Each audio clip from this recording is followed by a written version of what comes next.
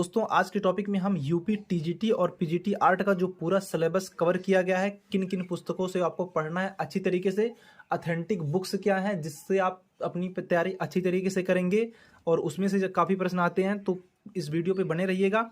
यहाँ पे दो पुस्तकें हैं, पहले इसके बारे में चर्चा कर रहे हैं। ये हमारा है यूथ कंपटीशन टाइम्स। इसमें आपका लगभग 11,480 प्रश्न लिखा गया है, लेकिन इतना प्रश्न नहीं है, 11,200 या 250 के समथिंग प्रश्न है। हालांकि इसको मैं कंप्लीट कर चुका हूं पढ़ करके, तो इसको आपको नहीं लेना है। स्टार्टिंग में रट्टा नहीं मारना है, इसमें सिर्फ रट्टा मारने वाला सब्जेक्ट है कि प्रीवियस ईयर का जितना प्रश्न दिया गया है उसी में से आएगा, और टीजीटी और पीजीटी आर्ट का जो प्रश्न बनता है जरूरी नहीं रहता है कि इसी से बनता है। ठीक है, तो कहाँ से बनता है वो सारा डिस्कस इस वीडियो में करेंगे। तो सबसे पहले हमें जो पुस्तक पढ़नी है वो पढ़नी है भारतीय चित्रकला एवं मूर्तिकला का इतिहास, जो डॉक्टर रीता प्रताप द्वारा लिखा गया है। तो डियर स्टूडेंट, और इसको देख भी लेना है, शिक्षा मंत्रालय भारत सरकार द्वारा ये जारी किया जाता है। ठीक है, ये जितना भी आप देख सकते हैं शिक्षा मंत्रालय भारत सरकार द्वारा जो जारी किया जाता है पुस्तक, वो ऑथेंटिक रहता है, इसी से आपको पढ़ना है। लेकिन ध्यान रहे, ये जो बुक है ये मेरे पास जब मैं खरीदा था लॉकडाउन के टाइम में खरीदा था, जो कि 2020 में था। जो संस्करण था 34वां संस्करण, यानी कि जो अपडेटेड हुआ था कि इसमें कुछ दिक्कतें भी रहती हैं तो उसका सुधार किया जाता है। ठीक है, तो सुधार करने के बाद में जो नया संस्करण आता है आपको वही लेना है। प्रेजेंट टाइम में मैं चेक कर चुका हूँ 2022 का एक संस्करण आया है, तो कृपया करके इस पुस्तक को आपको खरीदना है। ऑनलाइन खरीदिए या फिर ऑफलाइन, लेकिन इस पुस्तक को आपको पूरा अच्छी तरीके से पढ़ना है, क्योंकि इसमें लगभग 50% क्वेश्चन इसी बुक से आते हैं, जो भारतीय चित्रकला है टीजीटी आर्ट के लिए। ठीक है, तो इसको बहुत अच्छी तरीके से पढ़ना है, और इसमें अगर कुछ गलतियां हैं तो उसको भी एक बार देखना जरूरी है। और यहाँ पे जो भी थोड़े बहुत प्रश्न हैं थोड़ा सा गलत हो गया है, लेकिन हालांकि पहले इतना गलत नहीं था। ठीक, तो आयोग कुछ आंसर ऐसे आते हैं जो जिसको बदलता रहता है, हालांकि आपको इसी बुक से पढ़ना है। यहाँ पे जैसे देख सकते हैं, इसमें से एक प्रश्न आया था 2021 की परीक्षा में, दिखा रहा हूँ। मोहनजोदारो से प्राप्त नृत्यांगना की मूर्ति की लंबाई क्या है? ठीक है, ये 2021 का प्रश्न है जो आया है। इसमें सही आंसर किया गया है 10.5 सेंटीमीटर। ठीक, जबकि यहाँ पे दिया गया था 9 सेंटीमीटर। सॉरी, मैं इसको काट दिया हूँ, काट करके 9 सेंटीमीटर दिया था, तो इसको मैं काट करके 10.5 सही किया हूँ। ठीक है, लेकिन अगर बुक्स में आपको सही तरीके से दिखा है तो आपको इसको देख लेना है। लेकिन सही गलत आप कैसे लगा सकते हैं, पहले आप देख लीजिए। ठीक, मैं कह रहा हूँ यहाँ पे लिखा है 9 सेंटीमीटर। ठीक, और यहाँ पे ऑप्शन क्या है 9.3 सेंटीमीटर। अगर 10.5 सेंटीमीटर ना होता, ठीक है, तो 9.3 सेंटीमीटर भी सही हो जाता। तो वहाँ पे प्रश्न के अनुसार भी देखना रहता है। ठीक है, अगर ये ऑप्शन नहीं होता, यहाँ पे मैं कह रहा हूँ 13 हो जाता, तो आप 9.3 को ही सही लगाते। तो वहाँ पे किस तरीके से ऑथेंटिक करना पड़ता है प्रश्न को, वो आपको समझना रहता है। ठीक है, तो एक आध गलतियां इसको मैं बता दूंगा। आपका जो भी प्रश्न रहेगा बीच बीच में मैं जो भी गलतियों वाला सब्जेक्ट रहेगा कि हाँ इस पुस्तक में कुछ गलती बताई जा रही है, तो उसको मैं सही तरीके से आपको बता दूंगा। ठीक है, और मुगल काल की चित्रकला आपको बताया गया था, सबको पढ़ना है। बाबर, अकबर, हुमायूं, जहांगीर जो भी हैं सबको अच्छी तरीके से पढ़ना है। और उसके बाद में इस राजस्थानी चित्रकला, इसमें से भी काफ़ी प्रश्न आते हैं। पहाड़ी चित्रकला तो हो ही गया था। आधुनिक चित्रकला जो थी हमारी, इसको भी आपको बहुत अच्छी तरीके से पढ़ना है। आधुनिक चित्रकला में जितने भी आते हैं, जैसे कि पहली बात तो ये आप देख सकते हैं बंगाल के जितने भी कलाकार हैं उनको अच्छी तरीके से पढ़ना है। ठीक है, फिर मूर्ति कला। ठीक है, मूर्ति कला का आपको अलग से कहीं कोई पुस्तक खरीदने की जरूरत नहीं पड़ेगी, इसी में है, देखिए खंड 2 लिखा है ना, मूर्ति कला का है, तो इसको भी आपको अच्छी तरीके से पढ़ लेना है। और इसमें से बहुत से भारत के लगभग जितने मंदिर हैं उनके बारे में दी गई है, और मंदिर बनाने की कौन कौन सी शैलियाँ थी वो भी अच्छी तरीके से डिस्कस किया गया था। तो काफ़ी सारे प्रश्न इस बुक से आते हैं, तो इसको आपको अच्छी तरीके से पहले आके खरीदना है। ठीक है, और उसके बाद में पढ़ लेना है अच्छी तरीके से। और ध्यान रहे डियर स्टूडेंट, जो ये वीडियो बनाने का मतलब जो तात्पर्य था सिर्फ इसीलिए था कि आपको एक साथ काफ़ी सारी पुस्तकें नहीं लेनी है। अभी इसके बाद में कौन सी पुस्तक इंपॉर्टेंट है इसको आप देख लेंगे। भारतीय आधुनिक एवं समकालीन कलाकार, ये बहुत ही ज़्यादा इंपॉर्टेंट है डियर स्टूडेंट। वर्तमान समय में मान के चलिए कि इसमें से कम आपका 30% क्वेश्चन पूछ ही लेता है। तो इस पुस्तक से आपको अच्छी तरीके से कवर कर लेनी है जितने भी आर्टिस्ट हैं। हो सकता है इसका कोई नया संस्करण आए तो नए संस्करण में ही आप लीजिएगा इसको। ठीक है, उसके बाद में जो नेक्स्ट पुस्तक हमारी आती है सबसे इंपॉर्टेंट, जिसे मैं समझता हूँ रूपप्रद कला के मूल आधार, सबसे ज़्यादा इंपॉर्टेंट है।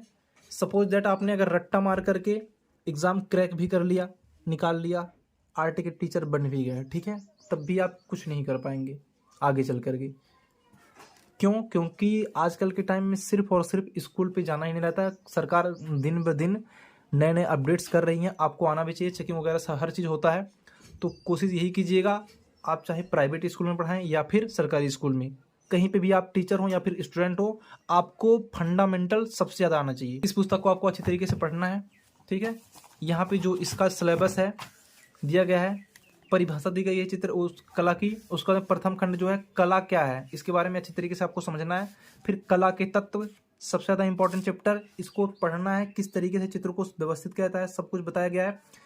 उसके बाद में कला के तत्व कितने होते हैं? 6 होते हैं। 6 को अच्छी तरीके से समझाया जा चुका है। 1 2 3 4 5 6, रेखा, रूप और रंग, तान, पोत, अंतराल, ये होता है। उसके बाद में आता है तृतीय खंड में आता है चित्र संयोजन के सिद्धांत, इसको भी आपको अच्छी तरीके से सहयोग, सामंजस्य, संतुलन, प्रभाविता, प्रवाह, प्रमाण, ये भी 6 होता है, इसको भी आपको अच्छी तरीके से समझ लेना है, ठीक। उसके बाद में आता है चौथे खंड में आता है कला सृजन, कला को किस तरीके से आपको क्रिएटिव बनाना है, ठीक है, किसी की कॉपी सिर्फ नहीं करना, अपने तरीके से बनाना है। 6 वृद्धि, जो कि पर्सपेक्टिव आपको समझाया गया है। मैं इस पुस्तक से पढ़कर काफ़ी कुछ चीज़ें क्रिएट कर चुका हूँ। अगर लाइव क्लास आप ज्वाइन करेंगे तो मेरे कई सारे आर्ट वर्क हैं, उसको दिखाने का मौका भी मिल जाएगा और आप देख सकते हैं अगर आपको लाइव क्लास ज्वाइन करनी है, ठीक है। तो इसमें आप देख सकते हैं जितने भी कम स्टूडेंट रहेंगे आपकी क्वेरी अच्छी रहेगी, आप बता दीजिएगा। लाइव क्लास में आपको अच्छी तरीके से जितना भी मैं आर्ट वर्क बनाया हूँ काफ़ी सारे आपको देख सकते हैं, फ्री रहेगा, कोई चार्ज नहीं लगने वाला है।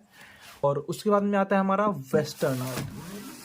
वेस्टर्न आर्ट को थोड़ा लास्ट में मैं इसलिए बता रहा हूँ क्योंकि टीजीटी आर्ट के लिए काफ़ी नहीं रहता है, लेकिन पीजीटी आर्ट के जितने भी स्टूडेंट हैं इसको आपको अच्छी तरीके से पढ़ना है, किताब को ले लेना है, ठीक है। अगर आप टीजीटी आर्ट के स्टूडेंट हैं, देख ही रहे हैं 5 से 6 क्वेश्चन पूछे जाते हैं, या तो आप ऑनलाइन किसी चैनल से पढ़ सकते हैं, या फिर अगर आपको काफ़ी डिटेल्स में पढ़ना है, अच्छी तरीके से पढ़ना है, एकदम ऑथेंटिक होकर, रवि साखलकर सर द्वारा लिखित ये पुस्तक है। ये भी हमारा शिक्षा मंत्रालय भारत सरकार द्वारा जारी किया गया है। इसमें ये भी एकदम ऑथेंटिक पुस्तक है। अगर कोई प्रश्न गलत होता है तो आप इसको लेकर के कोर्ट में जा सकते हैं, ठीक है। आपने अगर मान लीजिए आयोग ने कुछ प्रश्न को गलत कर दिया है, मान लीजिए आपका प्रश्न सही था, किसी दूसरे विकल्प जा रहा है, तो आप इस पुस्तक को लेकर के कोर्ट में जा सकते हैं, अपने नंबर बढ़वा सकते हैं, ठीक है।